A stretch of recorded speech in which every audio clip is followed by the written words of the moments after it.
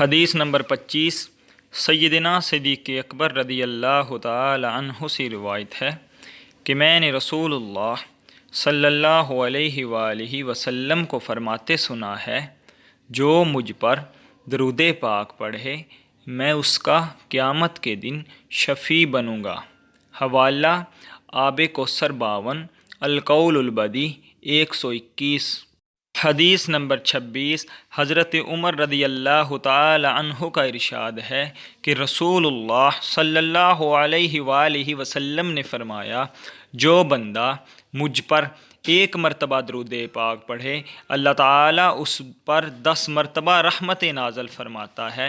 اب بندے کی مرضی ہے کہ وہ درود پاک کم پڑھے یا زیادہ پڑھے۔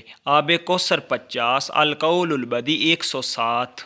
حدیث نمبر 27 رسول اللہ صلی اللہ علیہ وآلہ وسلم نے فرمایا، جس نے مجھ پر 10 بار درود پاک پڑھا اللہ تعالیٰ اس پر 100 رحمتیں نازل فرماتا ہے، اور جو مجھ پر 100 بار درود پاک پڑھے اللہ تعالیٰ اس پر 1000 رحمتیں نازل فرماتا ہے، اور جو محبت اور شوق سے اس سے زیادہ پڑھے میں قیامت کے دن اس کا شفیع اور گواہ بنوں گا۔ حوالہ آب کوثر 46، القول البدی 103۔